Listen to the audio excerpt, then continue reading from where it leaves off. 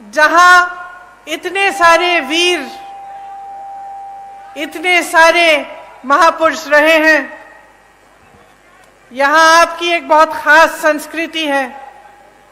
आते वक्त मैं सोच रही थी कितनी सुंदर, प्राचीन और अनूठी संस्कृति है आपकी। मुझे याद है मेरी दादी जी इंदिरा जी कहती थी कि दुनिया से सबसे बढ़िया संस्कृति है, क्योंकि इसमें आपको प्रकृति से प्रेम सिखाया जाता है, आपको प्रकृति की सुरक्षा करना सिखाया जाता है, प्रकृति की पूजा करना सिखाया जाता है, और प्रकृति पर निर्भर आप एक सादा जीवन जीते हैं, अथक मेहनत करते हैं, परिश्रम करते हैं, कर्मठता के आपके असूल हैं, और पारंपरिक हुनर और कौशल के सहारे आप अपना जीवन चलाते हैं। साथ साथ प्रकृति को आप समृद्ध रखते हैं और मजबूत रखते हैं। देखिए, मैं अभी मणिया चौगान में गई थी। वहां पे मैंने पहली बार देखा ऐसी जगह को, और आप सबकी श्रद्धा उस जगह से जुड़ी है, वहां पे आपकी आस्था जुड़ी है। आदिवासी आस्था के गौरव का केंद्र है। मैं वहां गई तो मुझे बताया गया कि जो आपकी पगड़ी है, इससे आपका सम्मान जुड़ा हुआ है। मुझे बताया गया कि अगर कोई ऐसी बात होती है, मान लो किसी से ऋण ले लिया, चुका नहीं पा रहे हैं, तो आप पगड़ी रख के जाते हैं। तो ये बात मेरे मन में आई कि जब हम यहाँ चुनाव के समय आते हैं और हम आप सब से बड़े बड़े वादे करके जाते हैं और कहते हैं कि हम ये करेंगे, घोषणाएं करते हैं, तो एक तरह से हम अपनी पगड़ी आपके सामने रखते हैं।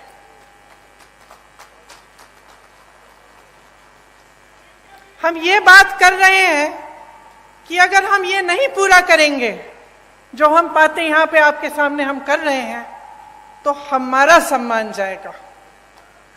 तो आज इसी भावना से मैं आपके सामने खड़ी हूं। आपने, कई वक्ताओं ने इंदिरा जी की बात की। इंदिरा जी मेरी दादी तो थी, लेकिन जैसे आपने कहा, आपने उनको इंदिरा माता कहा। शायद जो बुजुर्ग हैं उनको याद भी होगा उनके बारे में। तो आप सब अगर आज यहां मेरी बातों को सुनने आए हैं, तो उसमें ये बात भी है कि मैं उनकी पोती हूं, मेरी शक्ल थोड़ी बहुत उनसे मिलती जुलती है, तो मुझे देखने के लिए आप आए हैं, मैं जानती हूं। लेकिन एक बहुत गहरी बात भी है, जो सिर्फ मेरी शक्ल उनकी पोती होने के नाते नहीं है, और वो गहरी बात यह है कि आपको इंदिरा जी में भरोसा था। भरोसा इसलिए था क्योंकि इंदिरा जी ने आपके लिए काम करके दिखाया। आप उनको माता कहते थे, तो इसलिए कहते थे कि आपकी श्रद्धा उनसे भी जुड़ी हुई थी। और मेरे लिए ये एक बहुत बड़ी जिम्मेदारी है, एक बहुत बड़ी जिम्मेदारी है कि आज मैं यहाँ आपके सामने खड़ी हूँ। आपने मेरी दादी जी को माता जी माना, और मैं यहाँ खड़े होकर आपके सामने कुछ बातें कर रही हूँ। तो ये मेरी जिम्मेदारी बनती है कि मैं जो बात कहूँ आपसे, वो सच बात हो, वो सही बात हो, और वो आपके लिए ही बात हो, जो आपको आगे बढ़ा पाए, और जो काम इंदिरा जी ने शुरू किया था उसको आगे बढ़ाने वाली बात हो। आपको याद होगा कि इंदिरा जी ने आपको पट्टे दिलवाए थे, याद है कि नहीं? याद है। किस भावना से दिलवाए? इसी भावना से दिलवाए कि ये आपकी जमीन है, ये आपका सम्मान है, ये आपसे जुड़ी हुई बातें हैं, और आपको पूरी तरह से की शक्ति आपके हाथों में मिलनी चाहिए।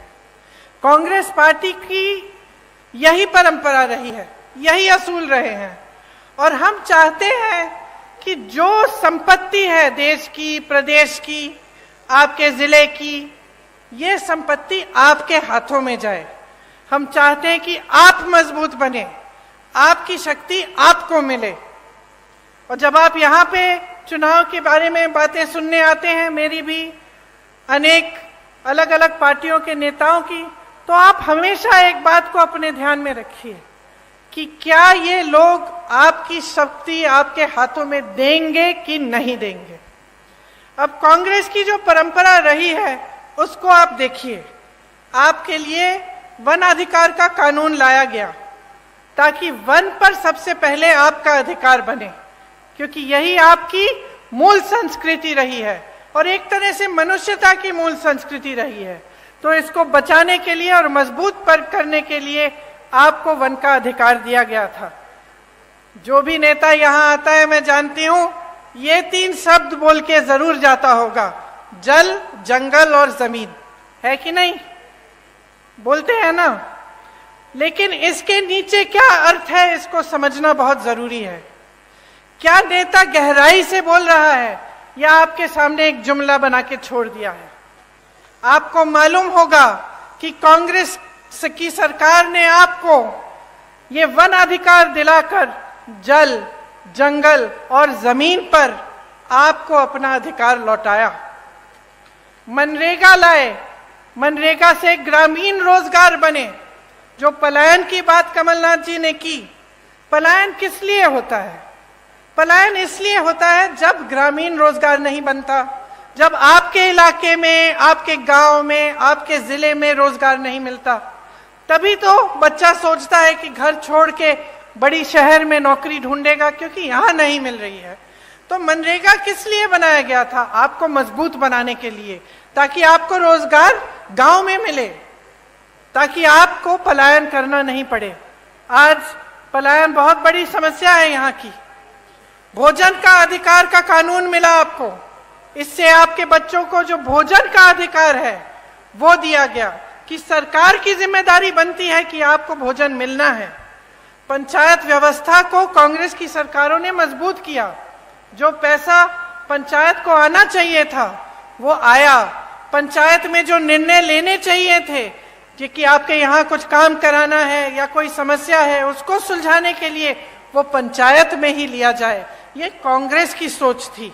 इन सब चीजों से आपके हाथ मजबूत हुए। अब आप अगर देखें तो जितने भी अधिकार कांग्रेस ने आपको दिए और जो जो काम आपकी मजबूती के लिए किए, जब भाजपा आई तो एक एक करके ये अधिकार आपसे छीने गए। आज सरपंचों को की अधिकार में कटौती है, आप सब जानते होंगे। मनरेगा को लागू ही नहीं किया, पलायन और बढ़ गया है क्योंकि गांव में रोजगार नहीं मिल रहा है। आपकी जमीनें छीनी जा रही हैं, आपको उपज के सही दाम नहीं मिलते, आप विरोध करते हैं, प्रदर्शन करते हैं तो आपके ऊपर गोलियां बरसाई जाती हैं। वन का अधिकार ही खत्म कर दिया। कमलनाथ जी ने आपको पट्टे दिए थे, आपको याद होगा उस 15 महीनों के सरकार में उन्होंने आपको पट्टे दिलवाए और ये काम भी इन्होंने रोक दिया है भाजपा ने। तो देखिए आपका जो समाज है, मेरी बहनें बैठी हुई हैं, आपका जो समाज है इसके साथ बहुत अत्याचार हुआ है। आपने देखे होंगे इतने सारे जो वीडियो वायरल हुए हैं। देश में प्रदेश में सबसे ज्यादा बच्चियों को यहीं पे मध्य प्रदेश में यहीं पे गायब हो रही हैं, सबसे ज्यादा बच्चियां। 1.5 लाख बच्चियां और महिलाएं गायब हो गई हैं इनके राज्य में। हर रोज 17 बलात्कार होते हैं। आप सोचिए बहनें, हर रोज जब आपकी बच्चियां बाहर निकलती हैं आपको डर लगता होगा कि आएंगी वापस कि नहीं, या कुछ हो तो नहीं जाएगा। ये सरकार चल रही है।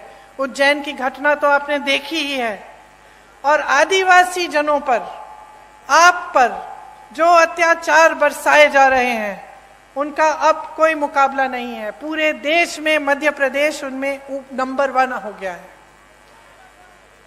तो देखिए यहाँ की जो परिस्थितियां हैं वो मुश्किल होती चली जा रही हैं। आपको रोजगार नहीं मिल रहा है, आपको वन पर अधिकार नहीं मिल रहे हैं, यहाँ पे अत्याचार बढ़ रहे हैं। तो पलायन तो होगा ही ना। ये देखकर इतना दुख होता है कि ऐसे बड़े बड़े शहीदों की धरती पर यहां से लोग छोड़ के जा रहे हैं रोजगार लेने के लिए, और यहां पर रोजगार आपके लिए पैदा नहीं कर रहे हैं। 18 सालों से भाजपा की सरकार है, रोजगार के मौके नहीं बने, सिर्फ लूट में व्यस्त रहे हैं ये लोग।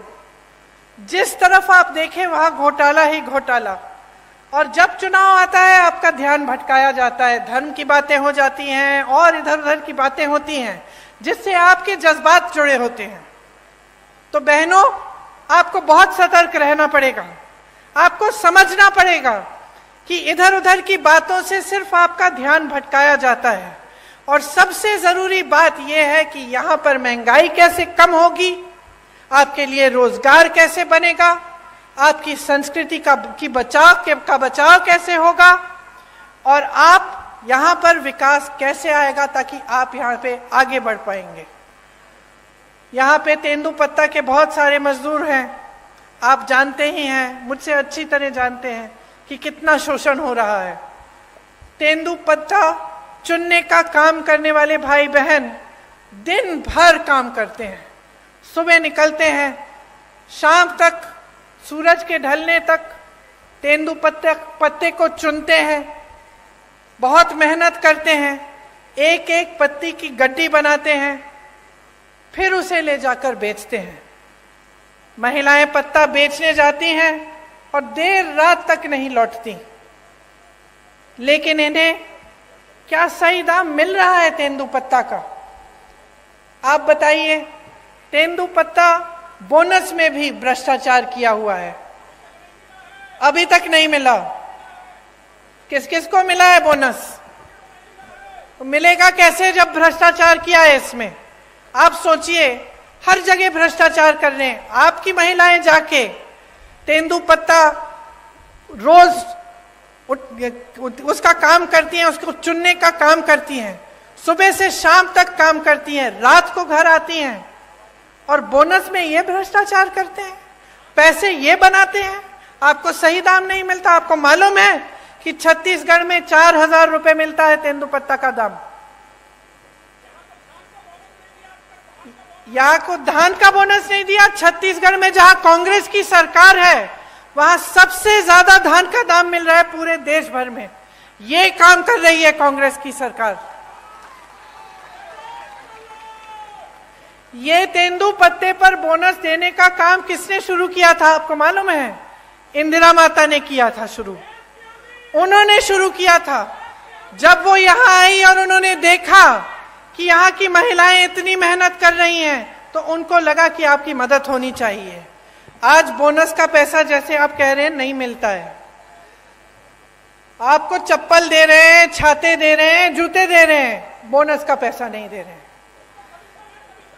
उसमें कमीशन होगा, ठीक है, सही बात कह रहे हैं आप, बिल्कुल। लेकिन आपके सम्मान की क्या बात है? आपके सम्मान की क्या बात है? क्या जूता, चप्पल, छाते से आपका सम्मान जुड़ा है? आप मेहनत करते हैं, क्या आपको अपनी मेहनत की कमाई नहीं मिलनी चाहिए?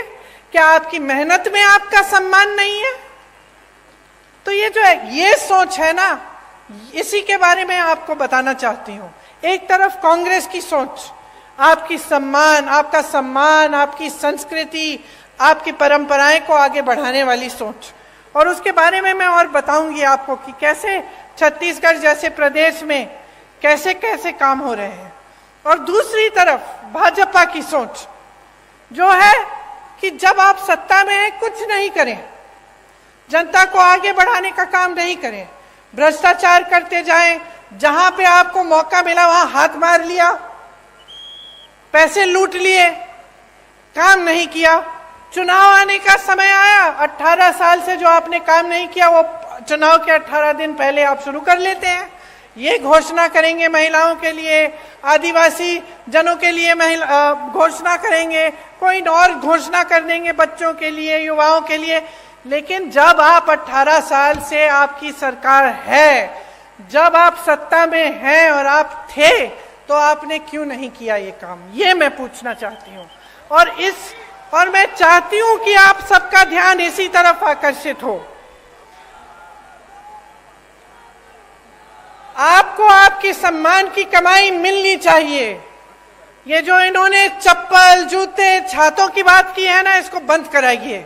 देखिए, थोक में खरीदते हैं, आपको एक जोड़ी चप्पल पकड़ा देते हैं, आपका कौन सा साइज है नहीं है वो भी नहीं मालूम, ऐसे ही पकड़ा देते हैं और सोचते हैं कि ये चप्पल, ये जूते, ये छाते आपको पकड़ाने से आप चुप हो जाएंगे और अपना बोनस नहीं मांगेंगे। इतना भी आदर नहीं करते आपकी मेहनत का। ये आपकी मेहनत की कमाई है, आपका अधिकार है। आपको बोनस मिलना चाहिए और आपको तेंदुपत्ता का सही दाम मिलना चाहिए। अब मैंने छत्तीसगढ़ की बात की। मैंने छत्तीसगढ़ की इसलिए बात की, बहनों सुन लो, क्योंकि छत्तीसगढ़ में कांग्रेस की सरकार है। अभी अभी कुछ दिनों पहले मैं बस्तर गई थी, जहां पे आपकी तरह, यहाँ की तरह आदिवासी संस्कृति है, आदिवासी बहन भाई रहते हैं। तो वहां जो कांग्रेस की सरकार है, सबसे पहले तो आज के दिन तेंदुपत्ता के लिए वहां पे 4,000 रुपए मिल रहे हैं पर बोरा, प्रति बोरा। आदिवासी क्षेत्र को उन्होंने एक ब्रांड बना दिया है, मतलब पूरी दुनिया में जाना जाता है बस्तर की ये आदिवासी क्षेत्र है, एक ब्रांड है। वहां पे बड़े बड़े मिलेट के प्रोडक्शन के प्लांट लगा दिए हैं, ताकि वहां की जो उपज है उसमें से ऐसी ऐसी चीजें बनी जो पूरी दुनिया में, पूरे देश भर में पहुंच सके। वहां कोदा, कुटकी, रागी, ज्वार जो उगता है, उसमें से ऐसी ऐसी चीजें बनाई हैं जो दिल्ली की बड़ी बड़ी दुकानों में बिक रही हैं। अच्छा, वहां इंग्लिश मीडियम स्कूल खोले हैं अपने आदिवासी बहन भाइयों के लिए। वहां की ये नीति है कि आदिवासी पाठशालाएं बनाई हैं जिसमें आपकी संस्कृति सिखाई जाती है। गौठान में रोजगार बनाए हैं, ताकि जो मेरी बहनें हैं, मैं आपको बताना चाहती हूं, जो काम कांग्रेस की सरकार ने छत्तीसगढ़ में किया, मैं गई थी काम को देखने के लिए। वहां मैं कुछ महिलाओं से मिली। वहां जो स्वयं सेवा समूह है, उनके गौठान हैं, और मैंने पूछा कितना कमा रही हो बहन? पता है क्या जवाब मिला? 1 लाख से 6 लाख रुपए बहनें कमा रही हैं गौठान चला के। तो क्या आप नहीं चाहेंगे कि आपके प्रदेश में भी एक ऐसी सरकार आए जो आपको समझे और ये समझे कि आपकी जरूरतें क्या है? गौठान बनाएंगे या इसमें से हम कैसे कैसे काम करा सकते हैं, कहाँ कहाँ रोजगार पैदा हो सकता है बहनों के लिए, भाइयों के लिए, कैसे ऐसे वन के उपज हैं जिनको हम आगे बढ़ा सकते हैं। आपको पता नहीं होगा, छत्तीसगढ़ में 60 से ज्यादा वन उपज को समर्थन मूल्य दिया जाता है, मतलब कि उसका दाम आपको मिलता है। यहाँ तो आपको एक तेंदुपत्ता का नहीं मिल रहा है, वहां 67 वन उपज के लिए आपको सही दाम मिलता है। तो आप सोचिए कि अगर आप सही सरकार चुनते हैं और आप सही पार्टी को वोट देते हैं, जिसके नेता आपको गुमराह करने के लिए काम नहीं करते, आपको आगे बढ़ाने के लिए काम करते हैं, तो कितनी तरक्की आ सकती है आपके जीवन में। आप में हुनर है। हमारी बहनें गुलदस्ता बनाती हो, खिलौने बनाते हो, पेंटिंग बनाते हो, मूर्तियां बनाते हो। हुनर है ना, कला है और आपकी अपनी है। अब इसको लेकर अगर देश भर में, दुनिया भर में आप इसको भेज सकते हैं और इसके जरिए आप कमा सकते हैं, तो आपके लिए कितना अच्छा होगा। और यही काम हमारी सरकारें करके दिखा रही हैं। छत्तीसगढ़ में कर रही हैं, राजस्थान में कर रही हैं। आपका सम्मान देश भर, दुनिया भर में फैलता है और बनता है। यहां भी हम चाहते हैं कि अगर सरकार आएगी तो ये एक घोषणा है कि मैं करने जा रही हूं कि तेंदुपत्ता के लिए प्रति बोरा 4,000 रुपए यहां पे भी आपको दिलवाया जाएगा। और जैसे छत्तीसगढ़ में पेशा कानून लागू किया है, उस तरह से यहां पे भी पेशा कानून लागू होगा। आपने तो देखा होगा कि आज मध्य प्रदेश में कैसी सरकार चल रही है। मेरे ख्याल से 225 महीनों की सरकार है और 250 घोटाले हैं। 18 साल से सरकार चल रही है, 22,000 घोषणाएं की हैं, मंडला जबलपुर की जो सड़क है 10 साल से बन रही है, 10 साल से। पहले 4 लेन की बन रही थी, अब 2 लेन की बन रही है, लेकिन 10 सालों में बना नहीं पाए। वही मैं कह रही हूं, ढंग से नहीं बनी है। आप आ जाइए ना मंच पे।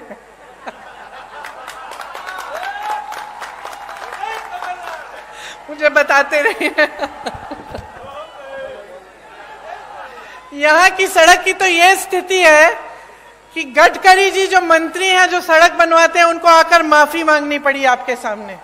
ये बात है, आप सोचिए। इतने सारे घोटाले, बच्चों के पोषण में घोटाला, मिड डे मील में घोटाला, सर्व शिक्षा अभियान में घोटाला, स्कॉलरशिप में घोटाला, भर्ती परीक्षाओं में घोटाला, तो बच्चों का भविष्य क्या है? आप बताइए बहन, आप ऐसे कर रही हैं, क्या भविष्य है? आप अपनी बच्चों के लिए मेहनत करती हैं कि नहीं? मेहनत करती हैं, मेहनत से उनका पालन पोषण करती हैं। तमाम दुनिया भर की समस्याएं होती है, लेकिन माँ बाप क्या चाहते हैं कि बच्चों की परवरिश ठीक ढंग से हो, बच्चे आगे बढ़े। लेकिन आपको अंधकार ही अंधकार दिख रहा है। जब आपके स्कूल में पोषण पर घोटाला हो रहा है, जब स्कॉलरशिप पे घोटाला है, जब भर्ती की परीक्षाओं में घोटाला है, तो बेचारा नौजवान करे क्या? स्कूल करता है, पढ़ाई करता है, अच्छे अच्छे अंक भी लाता है, आगे जाकर फीस भरता है, ट्यूशन करेगा, भर्ती परीक्षा के लिए तैयारी करेगा बेचारा। माँ बाप कभी कभी घर से बाहर भी भेज देते हैं, दूर कहीं पे ट्यूशन सेंटर में, किसी शहर के अंदर की, जा बेटा पढ़ ले, अच्छा भविष्य बनेगा। और फिर क्या होता है? उसमें घोटाला हो जाता है, हर स्तर पर घोटाला।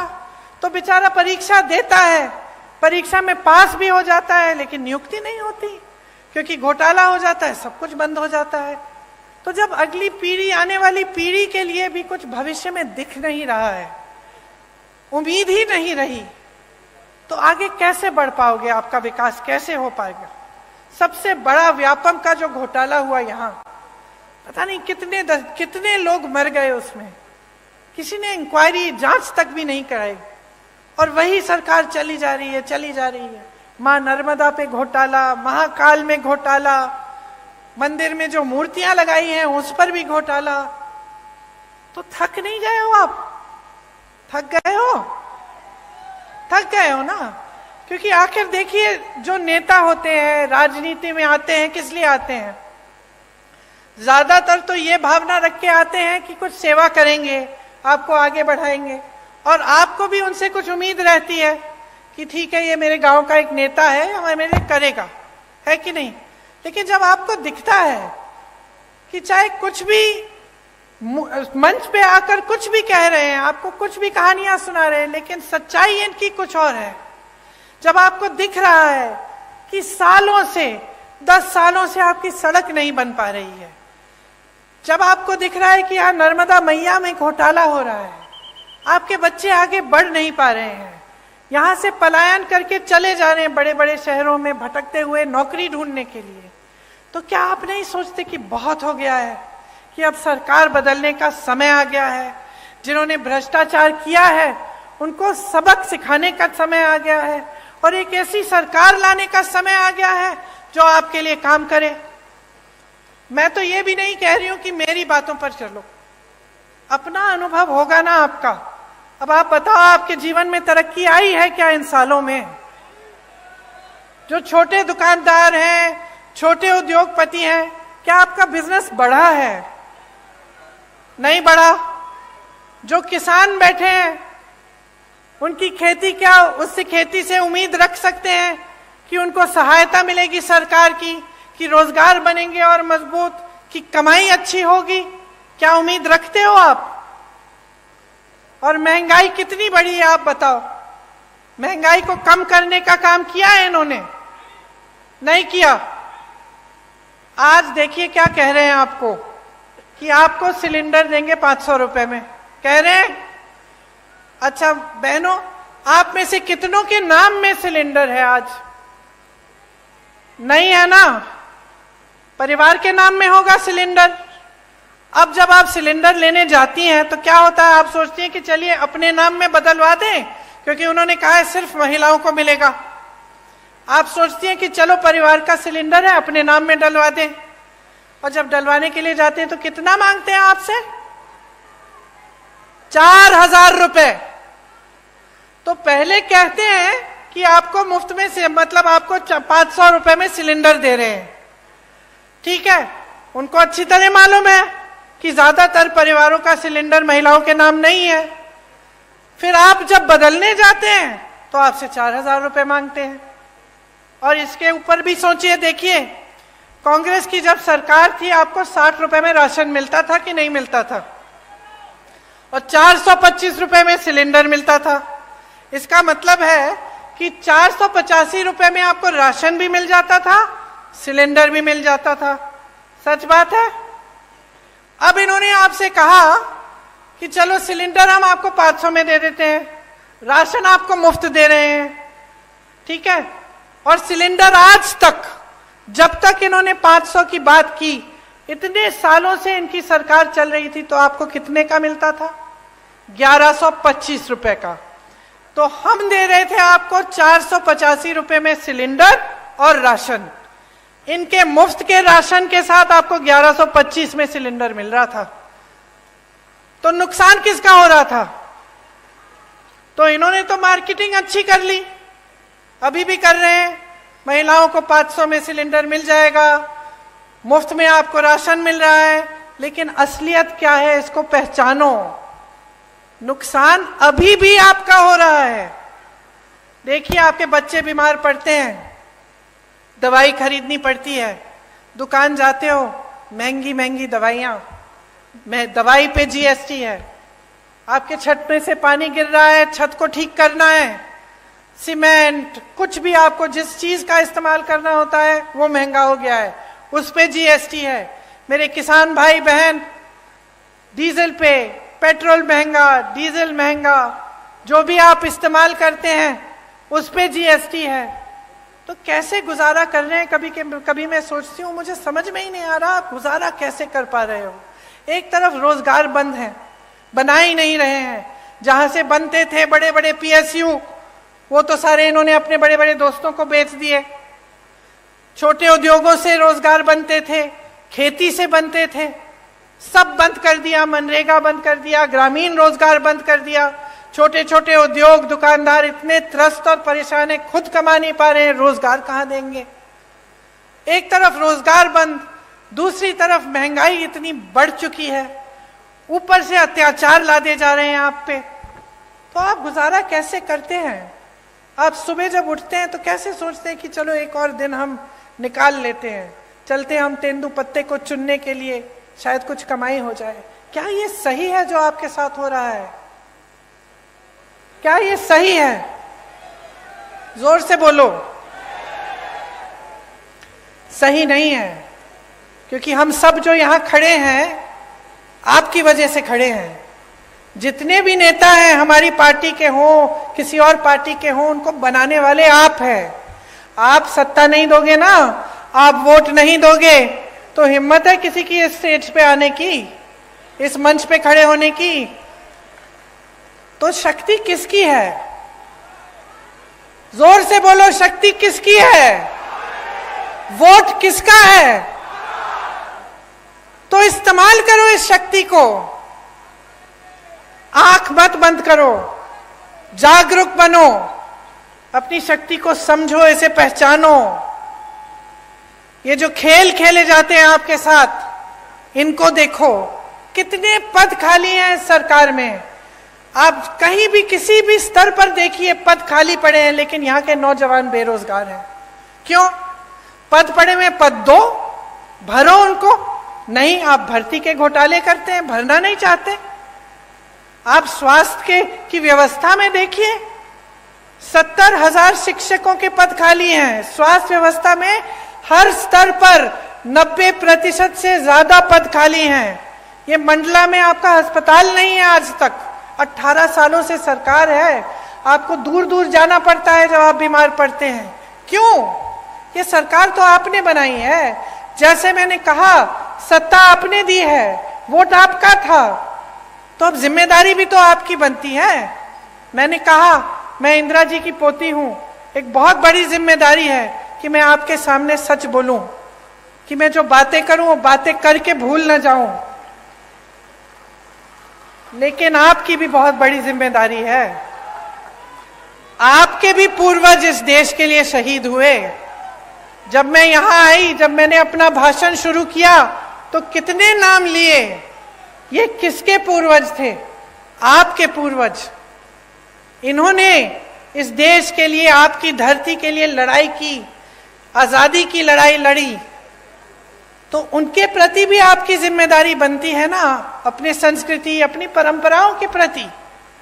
और सबसे बड़ी जिम्मेदारी क्या है कि आप ऐसी सरकार चुने जो आपके देश प्रदेश में विकास लाए और आपके लिए दिन रात काम करे।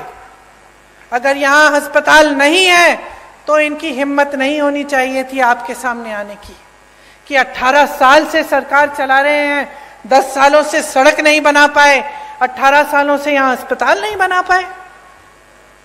आज पूरे प्रदेश में सीएचसी में एक भी आंख का डॉक्टर नहीं है। जब आंख की बीमारी होती है कहां जाते हो?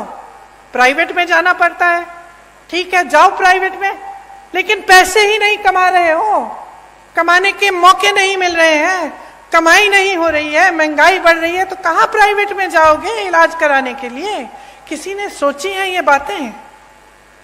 तो ये देखिए, अगर एक सही सरकार होती है, उसकी सही नियत होती है, तो बहुत कुछ हो सकता है।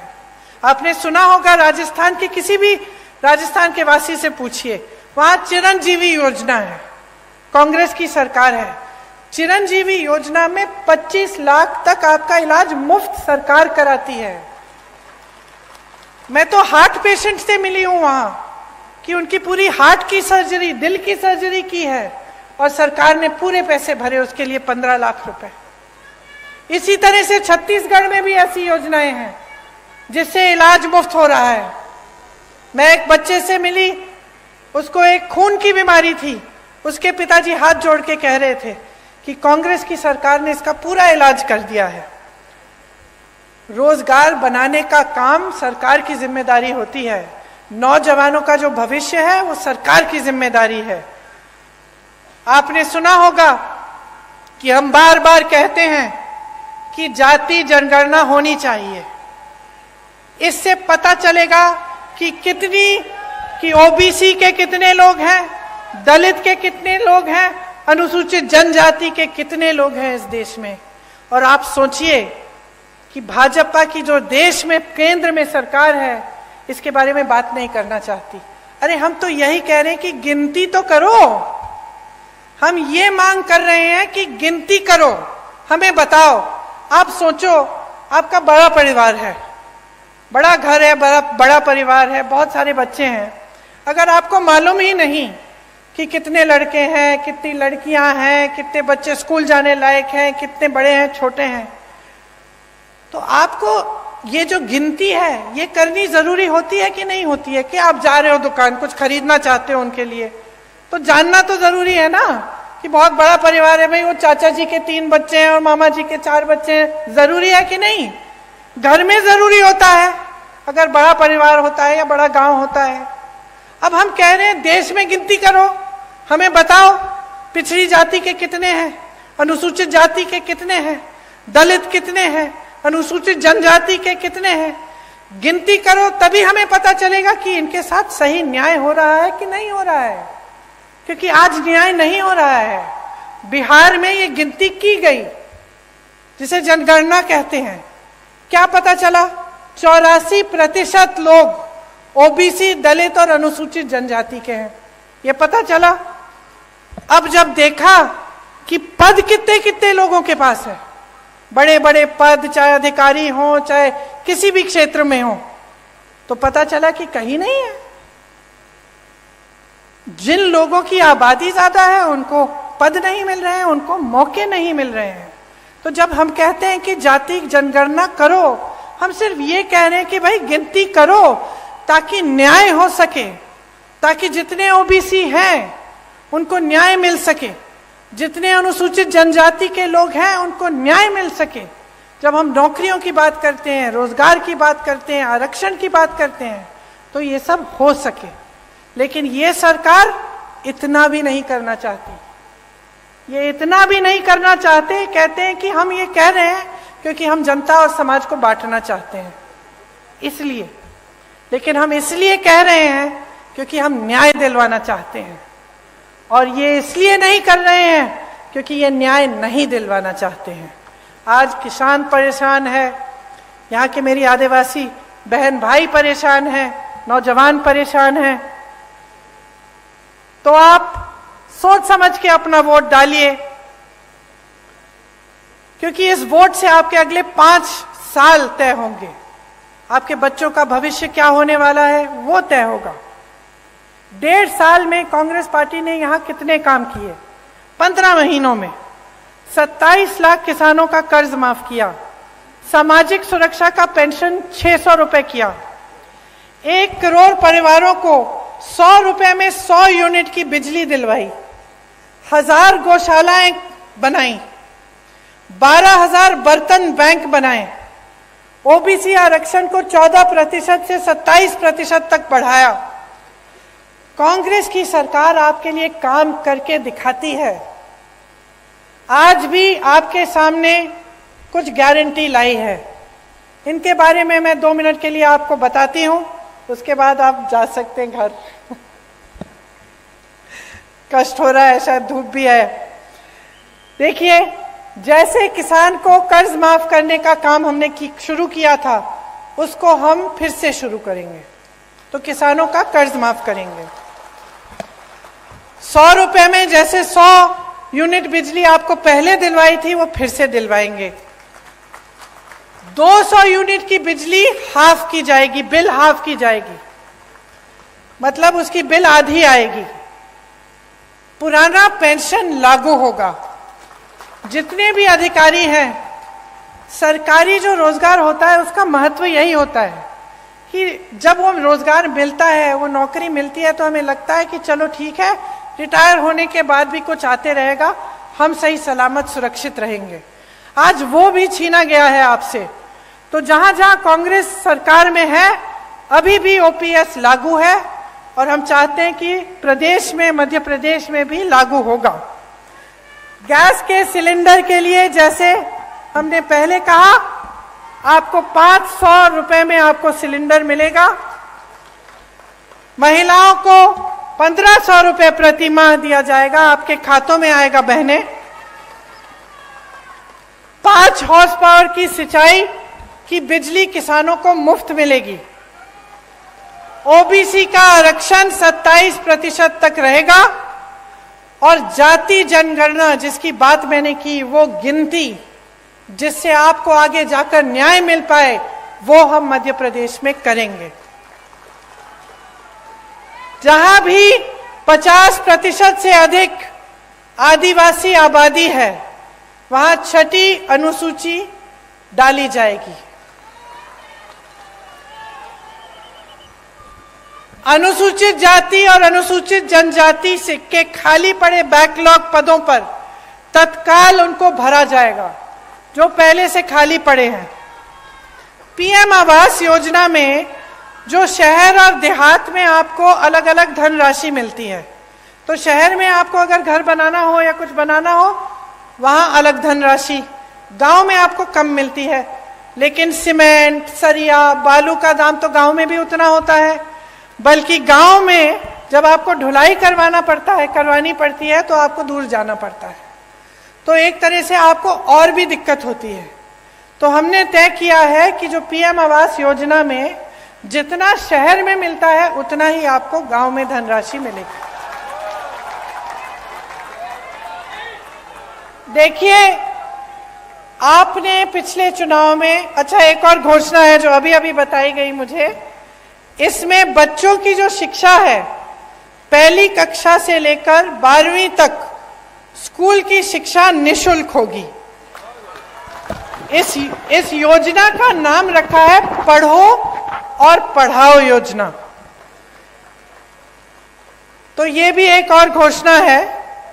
अब देखिए, पिछले चुनाव में आपने अपना जनादेश दिया।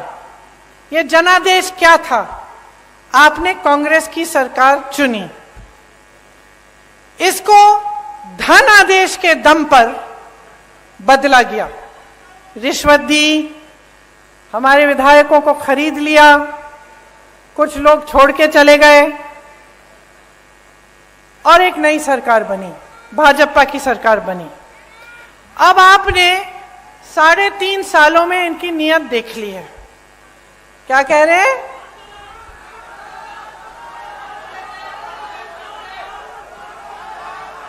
सुनाई नहीं दे रहा ठीक से, मुझे बताइए। हाँ जी, कमलनाथ जी आइए। आप सब जानते हैं कि कांग्रेस की सरकार किसानों की हितैषी है। मैं यहां नहीं बोल रहा, पर मैं आपको एक आश्वासन दे सकता हूं कि आप निराश नहीं होंगे।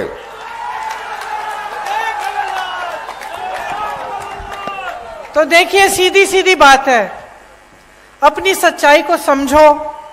जो आपकी असलियत है, जो आप जी रहे हो, उसको देखो। सुबह से शाम तक काम करते हो, मेहनत करते हो, क्या रोजगार नहीं मिल रहा है, महंगाई है, परेशान हो, जीवन में क्या तरक्की आई है, नहीं आई है। इन सबको देखते हुए अपना वोट दो। जो नेता है आपके सामने, उसकी नीयत समझो। जो पार्टी घोषणा कर रही है, उसका रिकॉर्ड देखो। अच्छा, ये घोषणा कर रहे हैं, इनके दूसरे प्रदेशों में देखो क्या हो रहा है। मैं कह रही हूं, अगर यहां पे 4,000 रुपए मिलेगा तेंदुपत्ता के लिए, तो देखो छत्तीसगढ़ में मिल रहा है। अगर धान की कीमत बढ़ाई जाएगी, तो देखो छत्तीसगढ़ में सबसे ज्यादा आज मिल रही है पूरे देश में। तो ये सब बातें देखिए, मेरा मानना है कि जनता से ज्यादा किसी में विवेक नहीं है, मेरा मानना है। और मैं कोई कुछ भी कह ले, मैं जानती हूं कि आप में विवेक है, सबसे ज्यादा अनुभव है, और आप सच्चाई को अच्छी तरह से पहचानते हैं।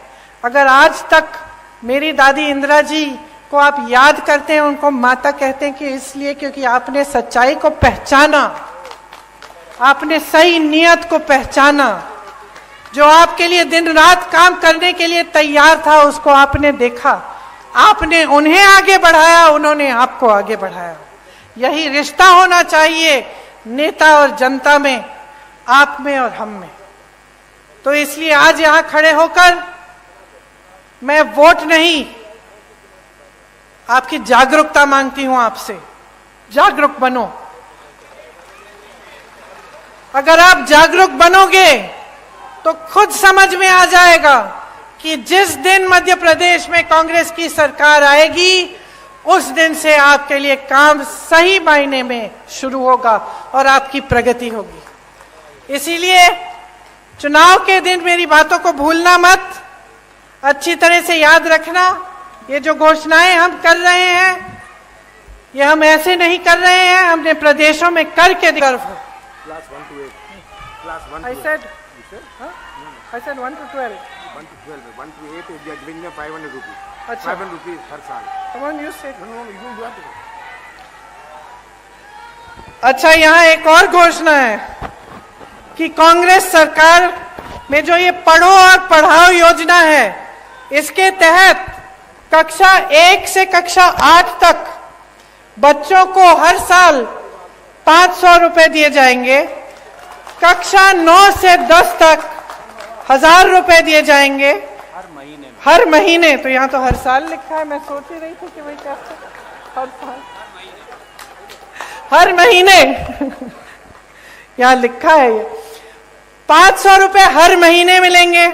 9 से 10 तक हर बच्चे को हर महीने 1,000 रुपए मिलेंगे, और 11 से 12 कक्षा में हर बच्चे को 1,500 रुपए हर महीने मिलेंगे।